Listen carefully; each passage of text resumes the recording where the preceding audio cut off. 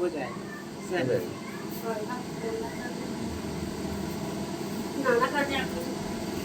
ज़्यादा स्पीड, कम स्पीड नहीं होगा क्या? कम स्पीड होगा, कम स्पीड कम उनका कम डायरेक्ट है। चल हवा पड़ती है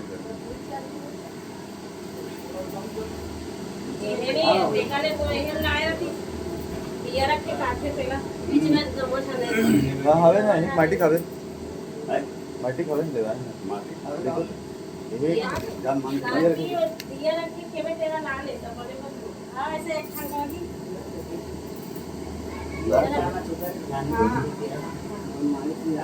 यह कार्यक्रम विवाह संस्कार के बाद इसी हिम रख दे माता हिम रख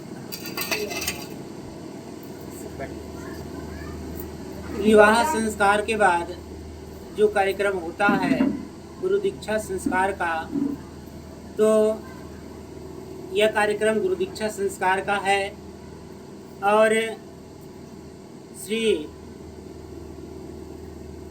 तुयेंद्र साहू जी के सुपुत्र अनिल कुमार साहू जी और साथ में उनकी श्रीमती भूमिका साहू जी का दोनों का गुरु दीक्षा संस्कार अभी होने वाला है। क्योंकि हमारी भारतीय संस्कृति में 16 संस्कार होते हैं। 16 संस्कार पता है सबको? पता है ना 16 संस्कार? नहीं पता? सुन लीजिए, 16 संस्कार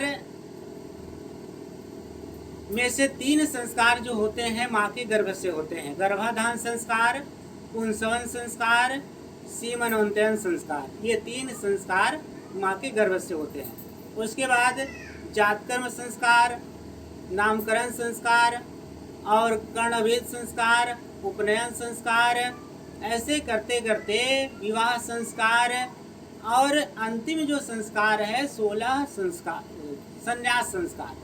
16 संस्कार होते हैं। एक भारतीय संस्कृति के आधार पर एक साहित्य है, छोटी सी पुस्तक, आप दोनों को दी जाएगी, 16 संस्कार के विषय में है। तो इसी विषय में यह शिक्षा दीक्षा होगी। और सर्वप्रथम में आप सबके बीच एक भजन है। भजन गृहस्थ जीवन की है। पति और पत्नी दोनों मूल पात्र होते हैं गृहस्थ जीवन के, और गृहस्थ जीवन को कैसे चलाना है, किस ढंग से आगे बढ़ाना है, ये शिक्षा आपको दी जाएगी और भजन के माध्यम से भी आप समझने का प्रयास करेंगे। सत्याधारं प्रकृतिरुचिरम् आत्मनिष्ठं शरण्यं भोगातीत समदं युतं शिष्य संघै सुसेव्यं ज्ञानागारं मधुरवचसा मोक्षमार्गं दिशन्तं वन्देऽहं सुरवर्तं योगिराज कबीरं परम। सदगुरु कबीर साहब जी को सत नमन करते हुए पूज्य साहेब जी, मुद मंगलमय संत समाज, प्रिय सज्जनों, शक्ति स्वरूपा भक्ति स्वरूपा मेरी माताएं एवं प्यारे बच्चों, आप सबके बीच सर्वप्रथम में एक भजन गृहस्थाश्रम की प्रस्तुत है। पति और पत्नी में जहाँ समता का व्यवहार है, धरती पे स्वर्ग का वो द्वार है। पति और पत्नी में जहाँ समता का व्यवहार है, धरती पे स्वर्ग का वो द्वार है। स्वर्ग है जहाँ पर दुख का अंत है, हरदम ही रहता वह ऋतु बसंत है। उस घर की बगिया में बाहर है, धरती पे स्वर्ग का वो द्वार है। पति और पत्नी में जहाँ समता का व्यवहार है, धरती पे स्वर्ग का वो द्वार है। वृद्धों की सेवा प्रेम बच्चों से, आंगन महके गुलाब गुच्छों से। आए अतिथि संत गुरु का सत्कार है, धरती पे स्वर्ग का वो द्वार है। पति और पत्नी में जहाँ समता का व्यवहार है, धरती पे स्वर्ग का वो द्वार है। जीवन का लक्ष्य जहाँ भलाई है, खाते पुरुषार्थ की कमाई है। छल और कपट का ना व्यवहार है, धरती पे स्वर्ग का वो द्वार है। पति और पत्नी में जहाँ समता का व्यवहार है, धरती पे स्वर्ग का वो द्वार है। धरती पे स्वर्ग का वो द्वार है। अभी यह भजन सुना, पति और पत्नी में जहाँ समता का व्यवहार है, वह घर स्वर्ग के समान है। हमारे ऋषियों ने एक संकेत किए कि गृहस्थ आश्रम कब सुखमय होता है।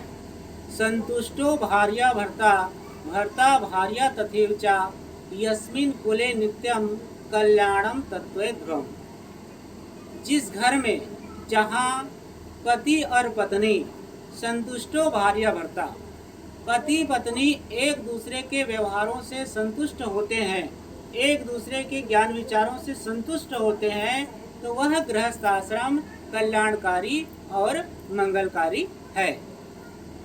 तो गृहस्थ जीवन में ये देखा जाता है कि पति पत्नी बनना सरल है। ध्यान से समझिएगा इस बात को, पति पत्नी बनना सरल है, होना कठिन है। होने और बनने में क्या अंतर है? जैसे सदगुरु कबीर साहब जी हमें संकेत करते हैं कि साधु होना चाहिए पक्का होए के खेल, कच्चा सरसों पेरी के खरी भयाना तेल। ये हमारे सदगुरु की वाणी, और इस वाणी का अगर सही ढंग से जीवन में पालन करते हैं तो सिद्ध ये होता है, सदगुरु कबीर साहब जी की वाणी व्यवहार से लेकर के परमार्थ तक का ज्ञान उसमें छिपा हुआ है। तो हमें ये जानना है कि पति पत्नी होना चाहिए पक्का होए के खेल, और कहें तो कच्चा सरसों पेरी के खरी भयाना तेल। जैसे कच्चा सरसों कच्चा है और उसको पेरा देंगे तो क्या होगा? उसमें तेल आएगा, ना खली बनेगा ना तेल होगा। ऐसे ही गृहस्थ जीवन में पति और पत्नी का जो जीवन होता है बहुत ही कल्याणमय जीवन होता है, क्योंकि गृहस्थ जीवन को सबसे बड़ा आश्रम माना गया है। गृहस्थ आश्रम को जितने भी 4 आश्रम हैं उनसे श्रेष्ठ माना गया है। क्यों माना गया है? इसलिए कि गृहस्थ जीवन में जो तपस्या है, जो साधना है, जो संयम नियम है, और अगर देखें संयम नियम सब जगह है, लेकिन ज्यादातर तपस्या किस आश्रम में होता है? सबसे ज्यादा तपस्या गृहस्थ आश्रम में ही होता है। अपने को सही ढंग से बनाने से लेकर के आने वाली पीढ़ी को सजाने तक का जो कार्यक्रम होता है, जो व्यवहार होता है, वो कहाँ होता है? गृहस्थ आश्रम में ही होता है। इसलिए गृहस्थ जीवन में पति और पत्नी, अब पति पत्नी बनना तो सरल है लेकिन होना कठिन है। होने का मतलब जिस पद में आप हैं, पति क्या है और पत्नी क्या है? पति और पत्नी कोई व्यक्ति नहीं है, ये भी जान लीजिए। पति पत्नी एक पद है। पति क्या है? एक पद है। पत्नी एक पद है। पिता एक पद है। और अपने अपने पद की मर्यादा में रहना ये मानवीय विशेषता है। तो इसीलिए पति का मतलब क्या होता है? अब पति तो हो गए, है ना, यहाँ बहुत से पति भी बैठे हैं, पत्नी भी बैठी हुई हैं, पत्नियां। तो पति का मतलब क्या होता है? कोई आपसे प्रश्न करे कि पति का मतलब क्या होता है, क्या जवाब दे पाएंगे? कुछ जवाब है? कोई जवाब नहीं है। बस जैसे विवाह हुआ और पति पत्नी हो गए, बस इतना ही हम कह सकते हैं। लेकिन आगे जवाब क्यों नहीं दे पाते? इसलिए कि हमने साहित्यों का अध्ययन ही किया नहीं है। धर्म साहित्य जो हमारे गुरुजनों ने दिए, हमारे जो ईश्वर स्वरूप जिसे हम मानते हैं, भगवान स्वरूप मानते हैं, सदगुरु, उन्होंने हमें जो साहित्य दिए, उन साहित्यों का अध्ययन हमने सही ढंग से किया ही नहीं। इसलिए हम नहीं जान पाते अपने पद को। अपने पद को जानना, चाहे स्त्री हो या पुरुष हो, जो व्यक्ति अपने पद को जान लिया तो वह अपना कल्याण और सुधार कर लिया। पति का मतलब होता है रक्षक।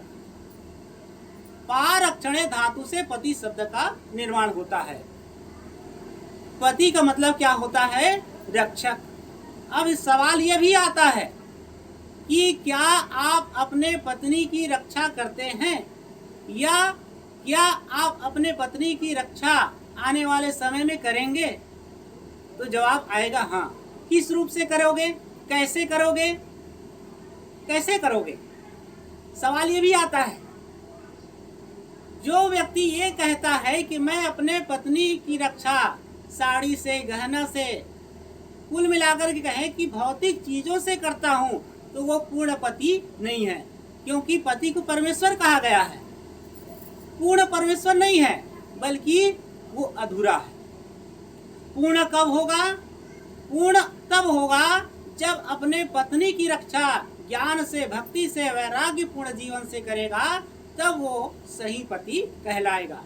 और पत्नी का मतलब होता है पति ईश्वर परमात्मा के बताए हुए उचित नियम पर चले, वो क्या है? पत्नी। तो पहले भी मैंने बता दिया कि पति और पत्नी एक पद है। अपने अपने पद को मर्यादित ढंग से रख करके उस पर चलने का प्रयास करना चाहिए। तो इसीलिए हमें अपने जीवन को ऊपर उठाने के लिए संस्कार की बहुत जरूरत है। संस्कार का मतलब होता है शुद्ध, परिष्कृत, धुला हुआ, और कहें तो क्लीन। कैसे धुला हुआ होना चाहिए? अभी आप गृहस्थ आश्रम में प्रवेश करने जा रहे हैं। गृहस्थ जीवन में जब व्यक्ति प्रवेश करता था तो उसके पहले हमारे ऋषियों ने हमें एक सूत्र दिए। जितने भी आप इतिहास देखेंगे तो इतिहास यही बताता है कि जितने भी हमारे पूर्वज हुए हैं, ऋषियों के रूप में, मुनियों के रूप में, महापुरुषों के रूप में, सब अधिकांशतः गृहस्थ ही थे। जब गृहस्थ आश्रम में प्रवेश करते थे वर और कन्या दोनों, तो एक प्रार्थना अपने गुरु के सामने करते थे। गृहस्थ जीवन में प्रवेश होने से पहले क्या करते थे? कहते क्या थे? अपने सदगुरु के सम्मुख सामने उपस्थित होकर के यही प्रार्थना करते थे कि मनोरमाम देहि, दोनों के लिए है, वर और वधू के लिए यही प्रार्थना करते थे कि मनोरमाम देहि, मुझे यज्ञ करना है, तारना है स्वयं को, कुल को, मुझे सत्य का अनुभूत करना है, मुझे शीलवान प्रज्ञावान बनना है, मुझे समाधि अर्जित करनी है, मुझे ब्रह्म साक्षात्कार करना है। इसलिए हे पराम्बा, हे परमात्मा, हे सदगुरु, मुझे पति या पत्नी कैसी मिले? मनोरमाम देहि, सुंदर तो हो पर वो कैसे हो? मनोवृत्तानुसारणीम, और वो मेरे मन के अनुकूल हो। इतना ही नहीं, तारणीम दुर्द संसार सागरस्य, और वो कैसी हो? तारणी हो। मेरे को ही नहीं, तारणीम दुर्द संसार सागरस्य कुलोद्भवाम, मेरे साथ साथ मेरे कुल को भी तार दे। ये हमारी वैदिक वाणी है। जो व्यक्ति इन वाणियों पर सही ढंग से ध्यान देगा तो उसका जीवन पूर्ण रूप से निष्पक्ष और बिल्कुल निस्वार्थ रहित, कोई स्वार्थ ना होते हुए भी उनका जीवन बहुत ही कल्याणकारी और मंगलकारी होगा। तो ये हमारे वैदिक ऋषियों ने हमें सूत्र दिए गृहस्थ आश्रम में प्रवेश होने से पहले।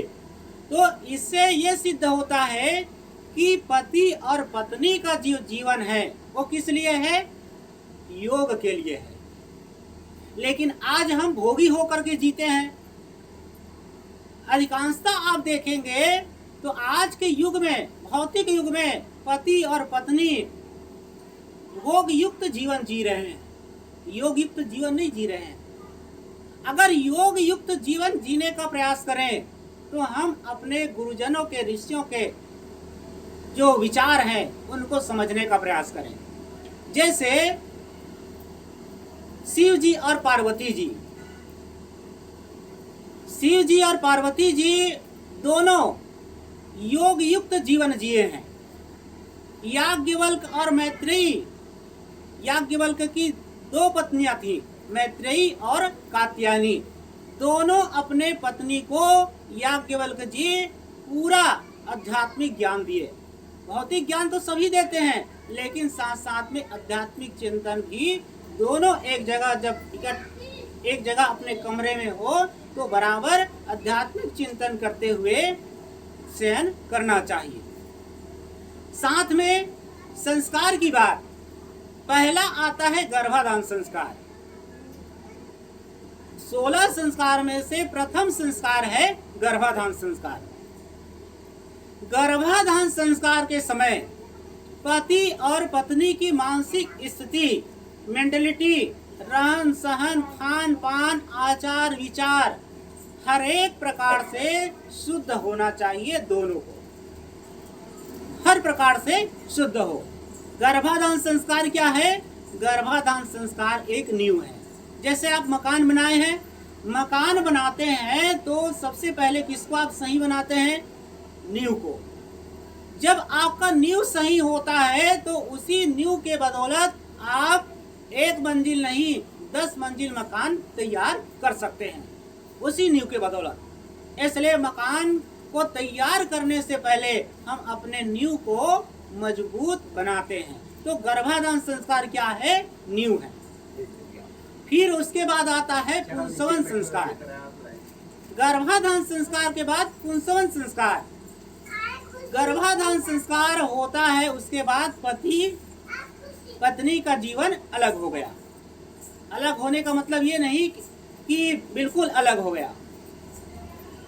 यहाँ गर्भाधान संस्कार के बाद बच्चा गर्भ में आ जाता है तो माता को चाहिए कि अपने बच्चे के विकास के लिए, शारीरिक और मानसिक विकास के लिए वो क्या करे? पति को चाहिए कि पत्नी को, अपने देवी को सही ज्ञान शिक्षा दे, साथ साथ में अच्छे अच्छे पदार्थों का भी सेवन करे। फिर मानसिक विकास के लिए और शारीरिक विकास के लिए दोनों की जरूरत होती है। हर इंसान को शारीरिक और मानसिक विकास की जरूरत है। आज हम शारीरिक विकास तो बहुत कर लेते हैं, लेकिन मानसिक विकास देखें तो बहुत विकृति लिए हुए हमारा मन मस्तिष्क होता है। आज देखिए बड़े बड़े डॉक्टर, इंजीनियर, प्रोफेसर आए दिन सुसाइड कर रहे हैं। इतने डिप्रेशन, जवान लोग इतने डिप्रेशन में हैं। आखिर कारण क्या है?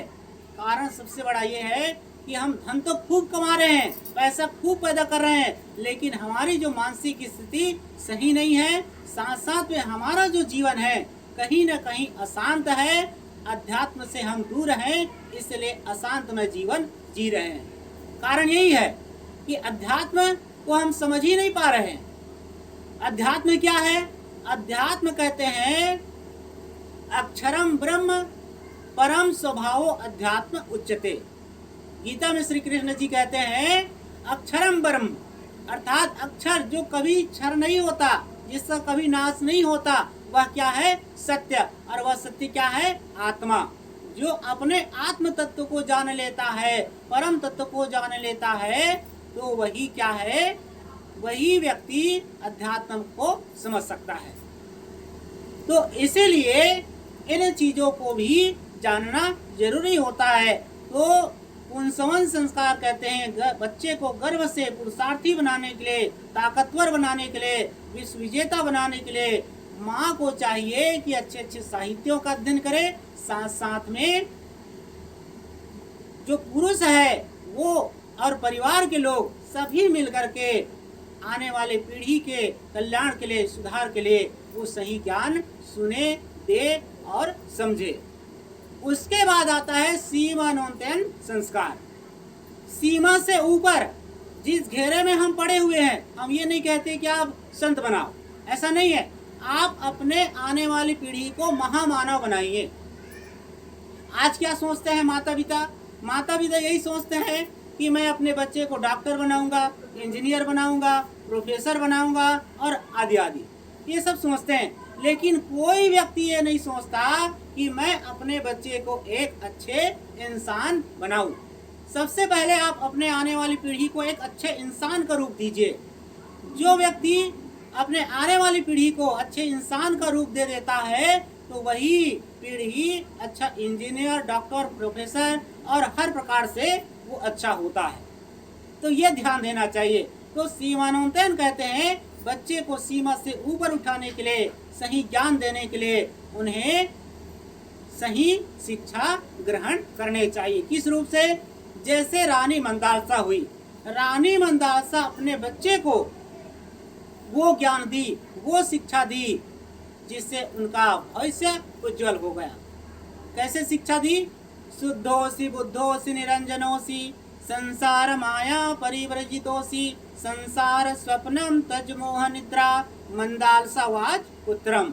रानी मंदालसा अपने पुत्र को गर्भ से वो शिक्षा दी कि बेटा तुम शुद्ध हो, पवित्र हो, निर्मल हो, ज्ञान स्वरूप हो, तेरे ऊपर किसी प्रकार से कोई विकार नहीं है।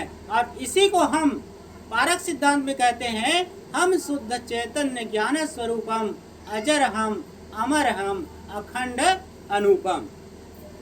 ये दोनों जो विचार है रानी मंदालसा के द्वारा दिए गए अपने पुत्र को विचार, और ये पारक सिद्धांत में जो हम कहते हैं, बोलते हैं कि हम शुद्ध चैतन्य ज्ञान स्वरूपम, ये दोनों में कोई अंतर नहीं है। केवल शब्दों में अंतर है, अक्षरों में अंतर है, लेकिन दोनों का भाव एक ही है। तो इसलिए हम अपने जीवन को कैसे बनाएं? योग युक्त जीवन बनाएं। आज के समय में अगर मैं कहूँ कि पति पत्नी का जो जीवन है योग युक्त होना चाहिए। किस रूप में योग युक्त होना चाहिए? आप पढ़े लिखे हैं, आप जो पढ़े लिखे हैं इस बात को समझेंगे। आज की जो दुनिया है इतनी बिगड़ी हुई दुनिया है कि कुछ कहते नहीं बनता। मतलब दुनिया बिगड़ी नहीं है, जैसे तैसे है। हमारी मानसिकता बिगड़ गई है, हमारे आचार विचार रहन सहन बिगड़ गए हैं। यहाँ पे कहना पड़ता है, इसलिए कहते हैं कि दुनिया बिगड़ गई है। दुनिया बिगड़ा नहीं है, दुनिया जैसे तैसे है, लेकिन मानसिकता बिगड़ी हुई है। हमारी सोच, हमारा व्यवहार ये बिगड़ा हुआ है। तो इसी को सुधारने के लिए जो भी शब्द हमारे ऋषियों ने दिए, हमारे महापुरुषों ने दिए, उस पर हमें चिंतन करना चाहिए। जैसे एक शब्द आता है साइंस में, सेक्स। सेक्स नाम सुनते ही लोगों का दिमाग खराब होता है। क्यों? क्योंकि सही ढंग से उस पर चिंतन ही नहीं किया, और विदेशियों ने हमारी भारतीय संस्कृति को केवल पतन की ओर जाने के लिए ही रास्ता चुना और वैसे कार्य किए। सेक्स अगर समझे तो हमारा जीवन बहुत ही सही ढंग से हो जाएगा। किस रूप में? 3 शब्द है, 3 अक्षर, SEX। एस का मतलब होता है सोल, इसको अध्यात्म में समझेंगे। एस का मतलब होता है सोल, सोल मीन्स आत्मा या सेल्फ, सेल्फ है स्व, खुद। और ई का मतलब होता है एनर्जी, एनर्जी मीन्स ऊर्जा, शक्ति, पावर। और तीसरा है एक्स, एक्स का मतलब होता है जीनियम, XENIUM। जीनियम मीन्स होता है उपहार। ये तीनों को मिला करके इसकी परिभाषा तैयार करेंगे तो क्या होगा? प्रकृति प्रदत्त वह उपहार जो हमें सेल्फ पावर प्रदान करता है, चाहे मेल हो या फीमेल हो। दोनों में वो प्रकृति प्रदत्त उपहार है जिसे हम स्पर्म पावर कहते हैं, रज पावर कहते हैं। उसी के बदौलत व्यक्ति का व्यक्तित्व चमकता है और निखरता है। अगर इस चीज को हम सही ढंग से समझ लिए कि वास्तव में सेक्स का जो आध्यात्मिक अर्थ है, हमारे जीवन में प्रकृति के द्वारा जो मिला हुआ उपहार है, उस उपहार का चाहे गृहस्थ हो या विरक्त हो या एक ब्रह्मचारी भी क्यों ना हो, अपने जीवन में, अपने पूरे जीवन काल में अपने अंदर की शक्ति का सही ढंग से इस्तेमाल करता है, सही जगह करता है, सही रूप में करता है, तो इस धरती पर अगर गृहस्थ व्यक्ति इस अपने अंदर की पावर का सही ढंग से इस्तेमाल कर रहा है तो उसके यहाँ बुद्ध, कबीर, महावीर, विवेकानंद जैसे महापुरुष का जन्म हो सकता है। ये है। लेकिन हम कुछ का कुछ सोच लेते हैं और बिगाड़ लेते हैं अपने जीवन को। इसलिए अपने जीवन को शुद्ध और पवित्र रखना चाहिए।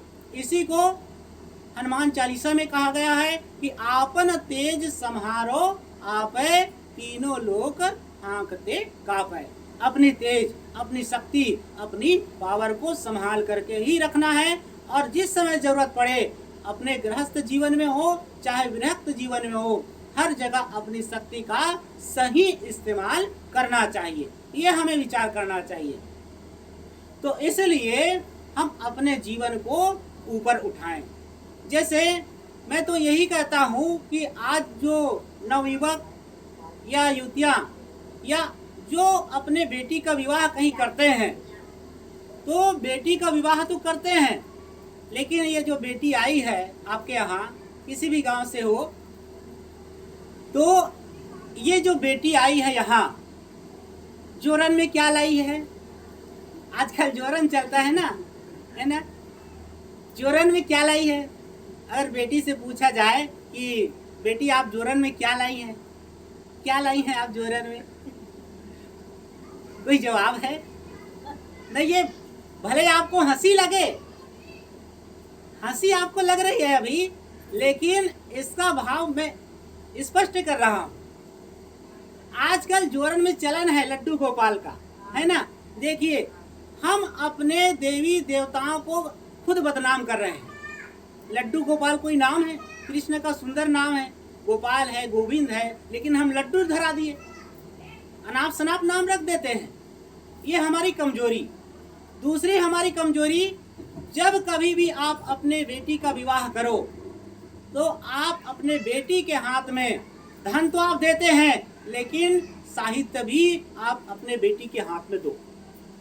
जब महात्मा गांधी की माँ पुतली बाई विवाह करके अपने ससुराल गई, वो तो घर से पढ़ी लिखी थी और कबीरपंथी घर की लड़की थी, ये भी जान लीजिए। पुतली बाई कबीरपंथी घर की लड़की थी। जहाँ गई, जिस जगह में ससुराल गई, वहाँ खान पान सही नहीं था और माता पिता पहले से बता दिए थे कि बेटा जिस घर में तुम जाना वहाँ अपने पति और पूरे परिवार को सुधारना। माता पिता के और साथ साथ में कबीर साहब जी के विचारों को लेकर के उनकी माँ सबसे पहले अपने पति को सुधारी। पति से यही निवेदन की कि बोलिए सदगुरु कबीर साहब की जय।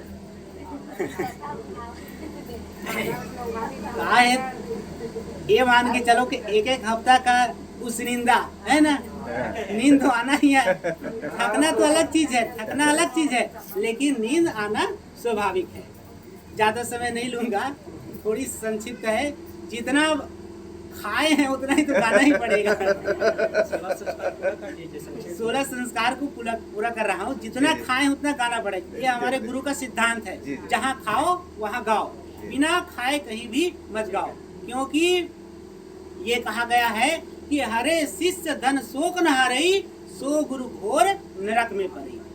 गुरु अगर कहीं अपने शिष्य का धन ले लिया और उनको सही ज्ञान सही शिक्षा नहीं दिया तो ऐसे गुरु नरक में जाने योग्य और नरक में जाने वाले, ये सुन लीजिए। तो इसलिए सही ज्ञान सही शिक्षा देना जरूरी होता है। तो महात्मा गांधी की माँ पुतली बाई, जब उनका विवाह हुआ जोरन में उनको क्या दिया गया था? कबीर साहब जी का साहित्य बीजक और गीता उनके माता पिता के द्वारा दिया गया था। तो जरूर अपने बेटी को एक साहित्य लेकर के जरूर देना चाहिए। साहित्य से कल्याण है। आप कितनों ही किसी देवी देवता की पूजा करो, कितनों ही रोज आरती दीपक जलाओ और फूल पान चढ़ाओ, लेकिन पूजा का मतलब सही नहीं समझ पाए तो आपका पूजा व्यर्थ है। पूजा का मतलब होता है जिस इष्ट देव को हम मानते हैं तो उनके व्यक्तित्व, उनके ज्ञान की कीमत करना ही सबसे बड़ी पूजा है। हम अपने बताए हुए इष्ट देव के ज्ञान की कीमत, उनके व्यक्तित्व की कीमत करें, यही हमारे लिए सबसे बड़ी पूजा है। तो इसलिए ये जो 3 संस्कार आपको बताए गए, गर्भाधान संस्कार, पुंसवन संस्कार और सीमनोन्नयन संस्कार, ये तीनों संस्कार माँ के गर्भ से किए जाते हैं।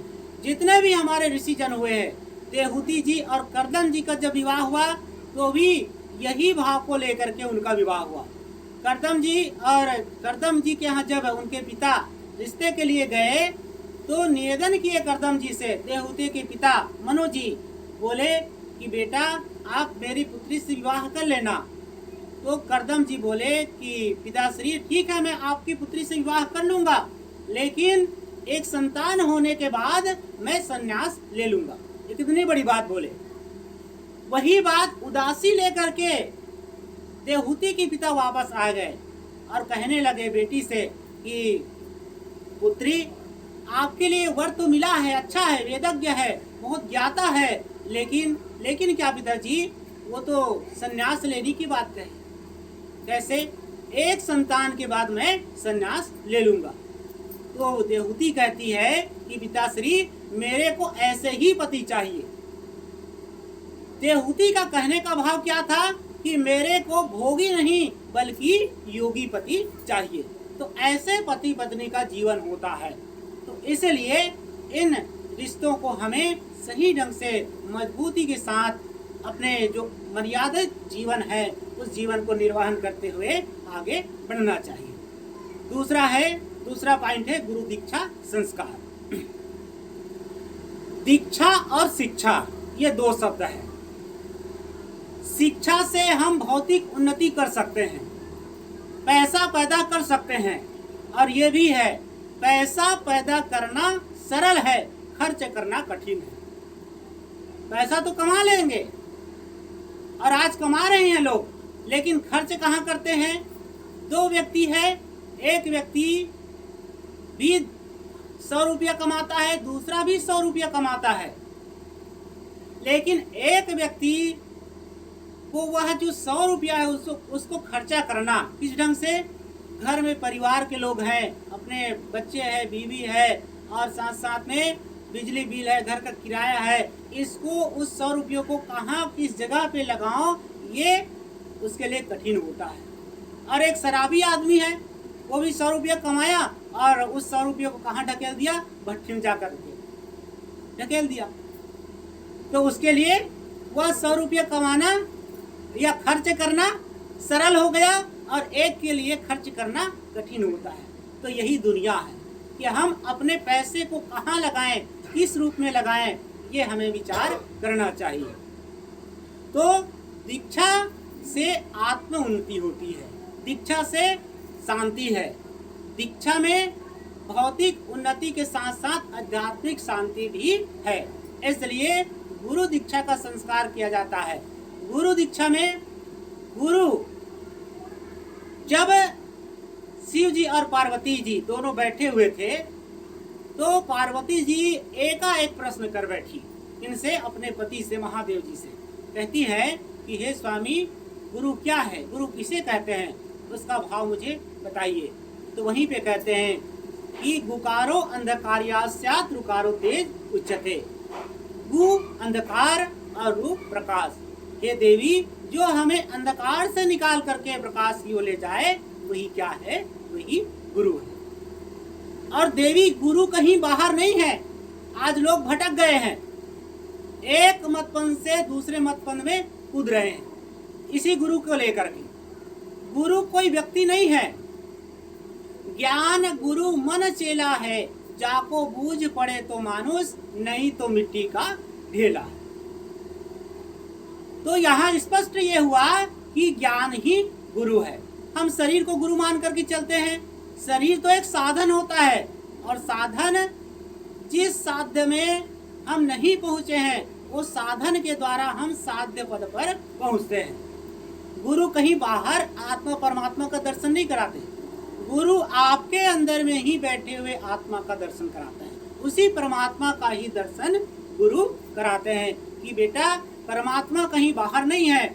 सबसे बड़े परमात्मा कौन है? अगर आप अपने परिवार में देखें तो सबसे बड़े परमात्मा कौन है? सबसे बड़े परमात्मा आपके माता पिता है। माता पिता गुरु, ये तीन देवता हमारे प्रत्यक्ष देवता है। सबसे पहले आप जब सुबह उठते हैं तो मानस में कहा गया, मानस के पढ़ने वाले आजकल तो बहुत है, प्रातः काल उठ के रघुनाथा, माता पिता गुरु ना वही माता। इधर हम रामायण पढ़ रहे हैं, किसी से पूछो रोज उठ करके माता पिता को प्रणाम करते हो? रामायण पढ़ने वाले खुद नहीं करता, तो कैसे आप राम के आदर्श पर चलेंगे? आप उनके बताए हुए मार्ग पर चल ही नहीं रहे हैं। लेकिन दुख की बात यह है कि हम भले ही कबीर को मानते हैं लेकिन कबीर की नहीं मानते, राम को मानते हैं लेकिन राम की नहीं मानते, कृष्ण को मानते हैं लेकिन कृष्ण की नहीं मानते। ये सबसे बड़ी विडंबना है। आज देखिए ना, भले ही अपने आप को कबीरपंथी मानते हैं, और कहीं जाओगे भेंट मुलाकात होगी तो लोग कहेंगे, गर्व से कहेंगे कि साहब जी हम भी कबीरपंथी है। और एक साखी बोलो तो जीरो। एक साखी बोलने के लिए मुंह से खुलता नहीं है कुछ जबान, इतनी कमजोरी है हम में। तो कैसे हम कबीरपंथी हुए? तो इससे तो दूसरे मत पंथ वाले अच्छे हैं, कम से कम वो कबीर के ज्ञान को सुना रहे हैं किसी और को। तो हमें अपने इष्ट देव पर गर्व होना चाहिए। जिस इष्ट देव को हम मानने वाले हैं, कम से कम हम दो शब्द अपने परिवार में बैठ करके तो चर्चा कर सकते हैं आपस में, एक दूसरे के साथ में। क्योंकि कबीर किसी जाति को लेकर के नहीं चले, किसी मत पंथ संप्रदाय को लेकर के नहीं चले, वो मानव को लेकर के चले। इसलिए हमारा जीवन मानववादी होना चाहिए। तो कभी जो गुरु है, गुरु कहीं बाहर नहीं है, आपके ही अंदर की जो गुरुत्व शक्ति है, आत्म शक्ति है, उसी शक्ति से अवगत कराते हैं अपने विचारों के द्वारा, अपने वक्तव्यों के द्वारा। गुरु दीक्षा में कंठी दी जाती है। कंठी क्या है? कंठी एक प्रतीक है। जिस प्रकार से सुहागन का प्रतीक क्या है? सुहागन का प्रतीक मांग में सिंदूर, गले में मंगलसूत्र, हाथ में चूड़ी, ये सुहागन का प्रतीक है। ऐसे ही गुरु के चिन्ह को कभी भी अपने गले से उतारना नहीं चाहिए, इसलिए कंठी दी जाती है। एक माता जी ऐसी प्रश्न की कि साहब जी कंठी नहीं पहनबोत का हुई, है ना, कंठी नहीं पहनबोत का हुई। अच्छा ठीक है। कुछ देर बाद साहब जी उसके बाद में उनसे यही फिर प्रश्न किए कि माता जी ये गले में आपके मंगलसूत्र है, इसको निकाल देना, मांग में सिंदूर मत डालना, आप हाथ चूड़ी मत पहनना, तो का हुई? चुप हो गए। तो यही हमारी कमजोरी। तो ऐसे गुरु का जो चिन्ह है उसको हम उतार देते हैं तो ये हमारी कमजोरी हुई ना। अगर पति के चिन्ह को हम उतार दिए तो क्या कहलाएगी? एक नारी क्या कहलाएगी? कहीं पतिव्रता कहलाएगी? नहीं कहलाएगी। तो इसलिए गुरु का चिन्ह, प्रतीक जो कंठी हमें दी जाती है एक प्रतीक के रूप में, वैसे कंठी तो ज्ञान है।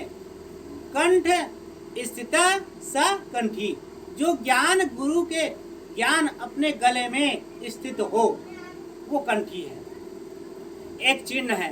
और कंठी गुरु का ज्ञान हमें ये संकेत करता है, कहीं बाहर गए हुए हैं, दोस्ती यारी मिल गए, कई जगह यही होता है, कई फ्रेंडशिप में पिकनिक मनाने चले गए और वहाँ और अन्य मित्र चले गए, बॉटल वाले चले गए, आमलेट चॉकलेट वाले चले गए, तो क्या होगा? तो कहते हैं कि दोनों जी थोड़ा से लो, थोड़ा चीखो, अच्छा लगता है ना, यही तो कहेंगे। फिर उसके बाद आपको धीरे धीरे चखा दिए, तो उस समय वो गुरु की कंठी आपको याद आएगी। गुरु की कंठी ही याद दिलाएगी कि बेटा आपको उस दिन, जिस दिन आपने दीक्षा लिया था गुरु से, तो क्या संकल्प किए थे कि मैं अपने जीवन में कभी भी गलत पदार्थों का सेवन नहीं करूंगा, गलत मार्ग पर नहीं चलूंगा। ये आपके द्वारा संकल्प लिया गया था और यही संकल्प एक प्रतीक के रूप में आपके गले में है, तो वो दिन याद आपको दिलाती है। तो ऐसे लिए कंठी जो है वो गुरु का चिन्ह है। जैसे महात्मा गांधी जी हुए, विदेश गए तो भी अपने गले से कंठी नहीं उतारे, अपने गले में हमेशा वो कंठी रखे ही रहे। तो इसलिए हमें इस पर भी ध्यान देना चाहिए। कहीं भी कोई भी आपके यहाँ कभी तो आए नहीं है, लेकिन हमें ये लगता है कि आपका परिवार शुद्ध है, आप भी सभी शुद्ध हैं, आपका खान पान सब शुद्ध है। तो इसलिए मैं पुनः यही बात से अवगत करा रहा हूँ। दूसरी बात है नाम दीक्षा नाम भी दिया जाता है। नाम क्या है? नाम अपने ही आत्म तत्व को जानने पहचानने के लिए ही दिया जाता है। मेरे पीछे पीछे आप सभी बोलेंगे, ये दोनों तो एक माध्यम है, लेकिन इन्हीं के पीछे पीछे आप सभी लोग बोलेंगे। बोलिए सदगुरु कबीर साहिब की जय। कबीर नाम, जोर से बोलिएगा, कबीर नाम, आदि नाम, अजर नाम, अमर नाम, अखंड नाम, सत्य नाम, 5 नाम हंसा के काम, तब हंसा पहुँचे मोक्ष के धाम, मोक्ष के धाम। बोलिए सदगुरु कबीर साहिब की जय। ये जो नाम दिए गए हैं, जैसे आजकल मैं देखता हूँ जब कोई जय बुलाते हैं, बोलिए सदगुरु कबीर साहिब की जय, तो केवल सदगुरुदेव की जय बस यही बोलते हैं जहाँ देखो तहाँ।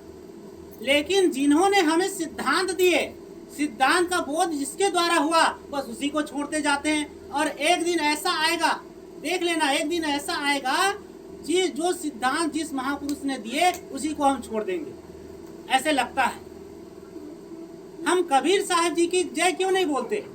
शुरू में जब शुरुआत करते हैं तो केवल सदगुरुदेव की जय बोलते हैं। तो सदगुरु सभी मत पंथ में है, दुनिया में जितने मत पंथ चल रहे हैं सब जगह सदगुरु है। इसलिए सदगुरु कबीर साहब जी की जय कभी भूलना नहीं चाहिए, बोलना चाहिए। कबीर क्या है? काया वीर कबीर। कबीर कहीं बाहर नहीं है, हमारे अंदर में जो काया के अंदर में वीर है, पुरुष है, आत्मा है, सत्य है, वही कबीर है। और उसी सत्य से अवगत कराने के लिए वह सत्य है, अजर है, अमर है, अखंड है, अविनाशी है। उसी अविनाशी तत्व को जानने के लिए, बताने के लिए ही गुरु आपको संदेश देते हैं, बात देते हैं। तो इस प्रकार से ये जो बातें हैं आपको बताए गए, और इसी के साथ साथ में आपको ये जो कंठी है वो दी जाएगी। और अंतिम में एक भजन मेरे पीछे पीछे आप बोलिएगा, बोलिए सदगुरु कबीर साहिब की जय। मेरे पीछे पीछे सभी खुल करके बोलिएगा, ताकि जो नींद आ रही है ना वो सब खुल जाए, वो दूर हो जाए। तेरी शरण में आकर मैं धन्य हो गया, तेरी शरण में आकर मैं धन्य हो गया, तेरी शरण में आकर मैं धन्य हो गया। जन्मों की प्यास थी जो, जन्मों की प्यास संपन्न हो गया,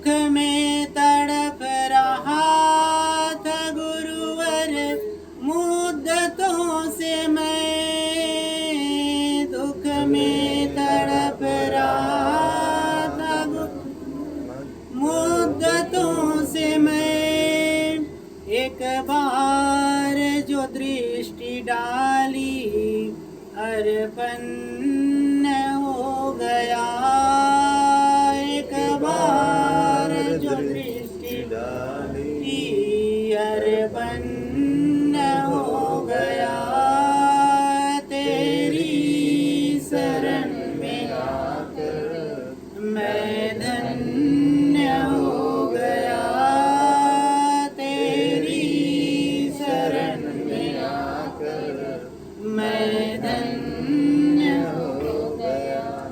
मुरझा गए हैं फूल मगर आस है अभी, मुरझा गए हैं फूल मगर आस है अभी,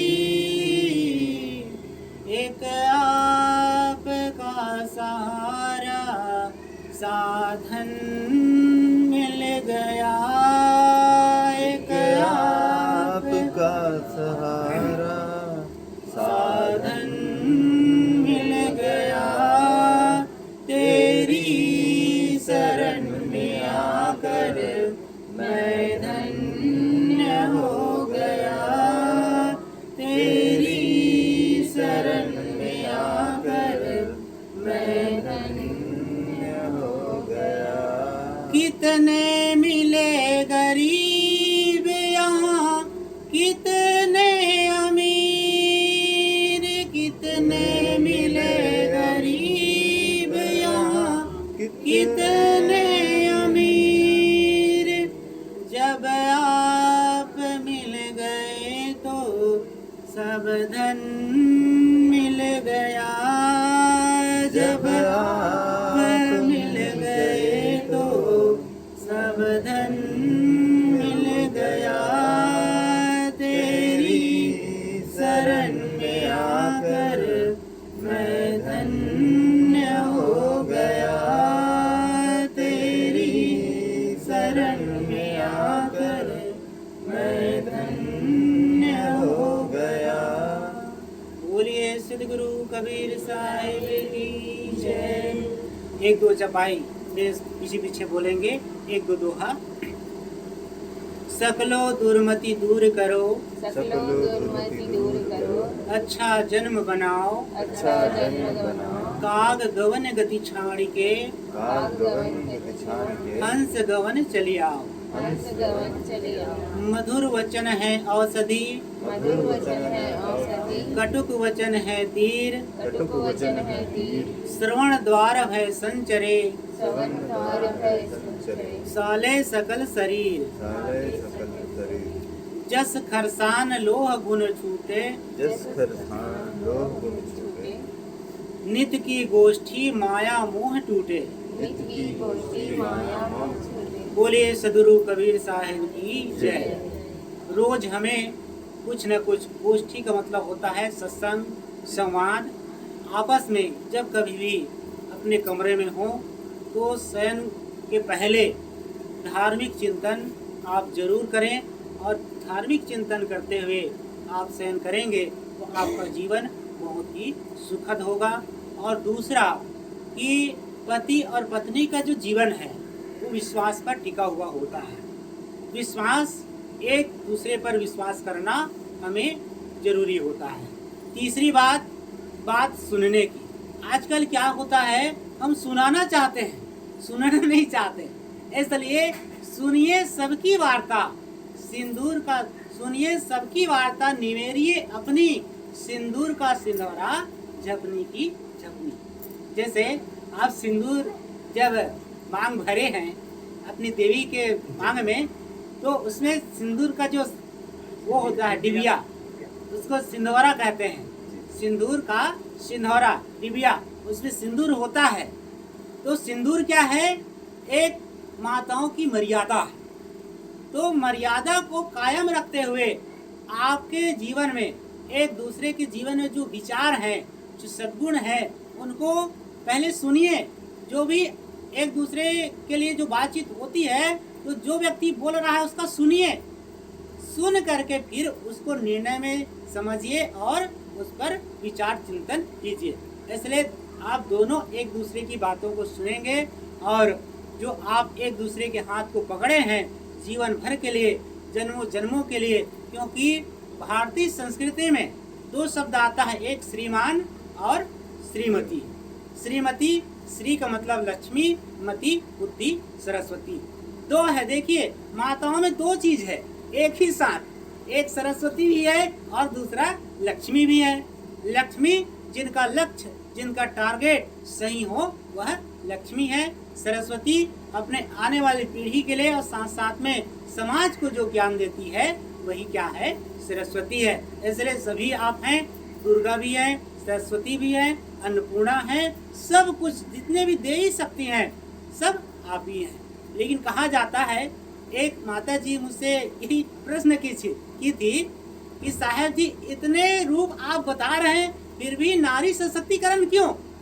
नारी सशक्तिकरण इसलिए कि नारी आज भी दबी हुई है, अपने वास्तविक स्वरूप को नहीं जान पा रही है। क्यों नहीं जान पा रही है? केवल भौतिकता चकाचौंध में है। जैसे 16 संस्कार बताए गए, 16 संस्कार को कम जानते हैं। 16 श्रृंगार कहो तो 16 श्रृंगार के लिए आगे हैं, है ना। और श्रृंगार जो सजावट बनावट जो हम कर रहे हैं ना, ये कितने दिन का है? अभी जैसे धूप निकला, वहां चले गए, सब पानी में स्वाहा, है ना। वो श्रृंगार पानी में सब बहा गए, पसीना में बहा गए। लेकिन 16 संस्कार, सद्गुणों का संस्कार, सद्गुणों का श्रृंगार हमारे जीवन भर काम आने वाले हैं। इसलिए प्रेम का श्रृंगार, करुणा का श्रृंगार, मैत्री का श्रृंगार, एकता का श्रृंगार, ये जीवन भर हमारे साथ में रहेंगे। तो बोलिए सदगुरु कबीर साहब की जय। तो इस प्रकार से ये जो कंठी दी जाती है, भारतीय संस्कृति गुरु परंपरा है और इस परंपरा के हिसाब से हमें चलना और मानना। बोलिए सदगुरु कबीर साहब की जय।